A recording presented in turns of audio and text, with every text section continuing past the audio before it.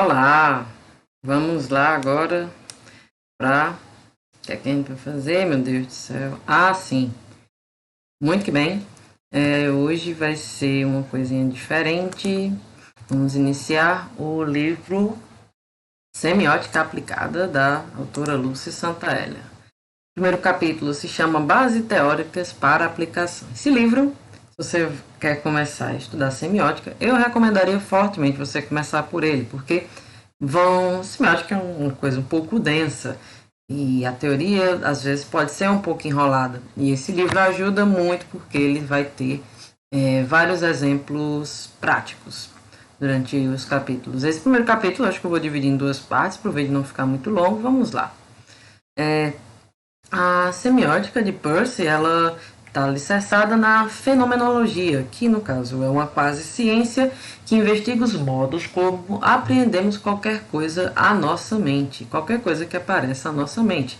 Dessa forma, a fenomenologia vai fornecer fundação para três ciências normativas, uma na visão de Charles Sanders Peirce.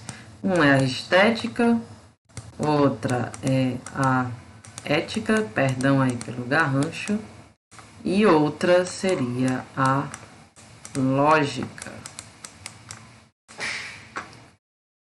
A estética estaria na base da ética, no caso, se a gente fosse fazer uma piramidezinha que não fosse tão horrenda, a estética estaria aqui e a ética estaria aqui. E a ética estaria na base da lógica, de acordo com o Charles Sanders Peirce. A estética visa determinar o que vai ser o ideal último. Para Peirce, esse ideal último é o admirável em si, aquilo que atrai a sensibilidade humana, é o crescimento da razoabilidade concreta. E a lógica é o estudo do raciocínio correto, que nos fornece meios para agir razoavelmente, especialmente através do autocontrole crítico, ciência das leis necessárias do pensamento e das condições de se atingir a verdade. O Peirce, de acordo com a Lúcia Santaella, percebeu que não há pensamento que se desenvolva apenas através de símbolos, nem mesmo o pensamento matemático, que é tão simbólico. A semiótica, ela vai se dividir em três ramos que vão ter dependência uns com os outros. O primeiro é a gramática especulativa.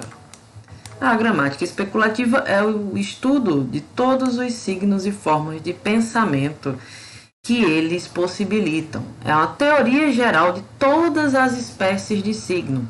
Vai trabalhar com conceitos muito abstratos que determinam as condições que fazem os processos serem considerados signos. Ele é geral, mas deve conter elementos que permitam descrever, analisar, avaliar todo e qualquer processo de signo. O segundo vai ser a lógica crítica. A lógica crítica vai pegar como base diversas espécies de signo e estudar os seus tipos de inferência. Enquanto aqui na gramática especulativa nós temos uma teoria geral de todas as espécies de signo, a lógica crítica vai pegar como base diversas espécies de signos e ver os seus tipos de inferência de diversos signos que podem estar contidos. E por último, nós vamos ter a metodêutica. Metodêutica vai ser também chamada de retórica especulativa. Ela tem como validade, como base, a força e a validade de cada tipo de argumento e analisa os métodos a que cada um desses tipos de raciocínio deu origem, estuda os princípios do método científico. Desse jeito, o signo ele vai possuir uma natureza triádica. A gente vai mexer muito com coisas em três aqui nesse livro. O signo vai possuir uma natureza triádica. Ele pode ser analisado em si mesmo, O signo pode ser analisado na sua referência àquilo que indica, uma referência àquilo que indica, e nos seus efeitos, que está apto a produzir aos seus receptores, os efeitos que o signo vai estar apto a produzir no seu receptor. Vamos fingir que isso aqui é um cérebro. Não, como a gente vai ver, não necessariamente isso precisa ser algo relacionado a algo humano, mas vamos só usar isso como um símbolo. Então, os efeitos que ele está apto a produzir nos receptores. Por exemplo, isso aqui seria um exemplo de um receptor. Porém, devido ao seu caráter abstrato demais, a semiótica só vai mapear os campos em suas características mais gerais. É muito importante a gente pensar nisso, porque a semiótica é uma coisa muito geral, uma coisa geralzona mesmo, assim, um negócio assim muito grande. Então, a semiótica muitas vezes vai precisar se aliar com outros campos do conhecimento humano para poder fazer a sua análise. Logo, a semiótica ela não vai trazer um conhecimento específico da história de um signo, não vai trazer o conhecimento da teoria de um signo e não vai trazer o conhecimento da prática do signo. Se o interpretante não possui conhecimento, alguns conhecimentos específicos, a semiótica não vai fazer um milagre de tirar aquele indivíduo do senso comum. Agora vamos falar um pouco sobre a fenomenologia e a semiótica. O que é um fenômeno? O fenômeno é tudo que aparece à percepção e à mente. E a fenomenologia apresenta as categorias formais e universais dos modos como os fenômenos são apreendidos na mente. Como esses fenômenos são apreendidos na mente. Existem 3 elementos formais e universais em todos os fenômenos. Vai existir a primeira idade, que tem a ver com relacionamento, acaso, possibilidade, sentimento, originalidade e liberdade. A secundidade, que tem a ver com dependência, determinação, dualidade, ação, reação, conflito e dúvida. E a terceira idade, que é generalidade, continuidade e crescimento. A forma mais simples é o signo. Agora vamos para uma definição muito famosa de signo. O signo seria primeiro algo, ou seja, esse primeiro é algo que representa a mente, ligando um segundo àquilo que o signo pode indicar, pode se referir ou pode representar a um terceiro, que é o efeito do signo. O efeito do signo. Ou qualquer coisa que produz, ou qualquer coisa que representa outra coisa e produz efeito interpretativo numa mente. A gente vai ver alguns exemplos aqui. Vamos ver aqui, por exemplo, temos aqui um grito. Vamos usar aqui, temos aqui um grito, uma pessoa acabou de gritar.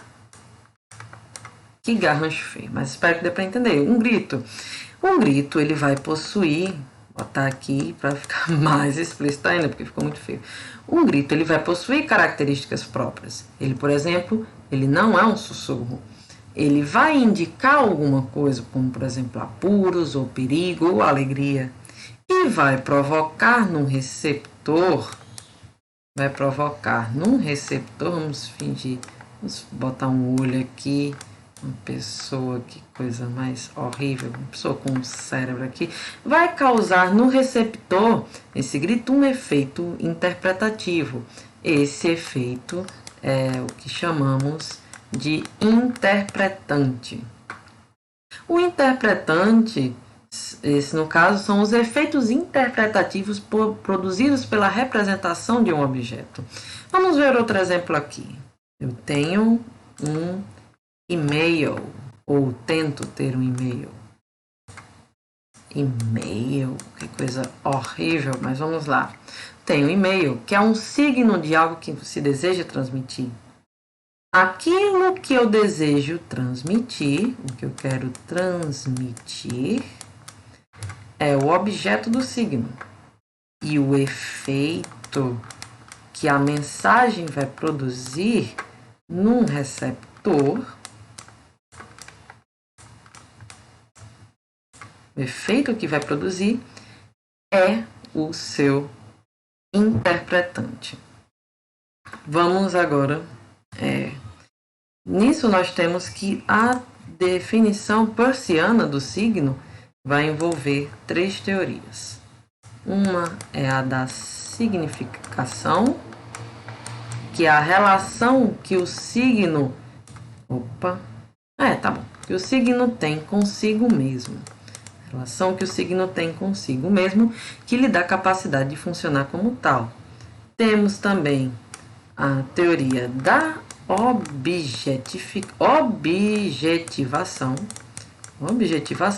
que é a relação daquilo que determina o signo, que é o seu fundamento, e aquilo que o representa. E temos o terceiro, que é o da interpretação. Teoria da interpretação, que é a relação daquilo que determina o signo com o seu interpretante. O interpretante. Dessa forma, há 3 propriedades formais da capacidade a algo funcionar como um signo, porque ainda tem isso, a potencialidade de algo existir como um signo. Existem 3 propriedades formais para que esse algo possa funcionar como um signo. O primeiro é a sua mera qualidade. A mera qualidade é quando algo funciona como um signo, sua mera qualidade vai ser um quali-signo, que é uma qualidade de um signo. Vamos aqui pegar, por exemplo, e vamos pintar essa coisa com essa cor aqui, azul claro. Azul claro é uma designação de uma cor que nos dá uma certa e imediata cadeia associativa, que nos dá várias ideias. Esse azul claro pode nos lembrar o céu, pode nos lembrar a roupa de bebê, por exemplo. Esse poder de sugestão que a mera qualidade possui, a mera qualidade dessa cor possui, lhe dá a capacidade de funcionar como signo. O próximo critério, vamos voltar aqui. O segundo critério seria a sua existência. Qualquer existente é uma síntese de múltiplas determinações, pois existir é ocupar um lugar no espaço e no tempo, relacionar com os outros, se conectar. E cada uma dessas referências pode ter essa existência, funciona como um signo. Isso é um pouco complicado explicar isso agora, mas nos próximos vídeos vai ficar mais perceptível, porque ele vai agir como parte daquilo que aponta.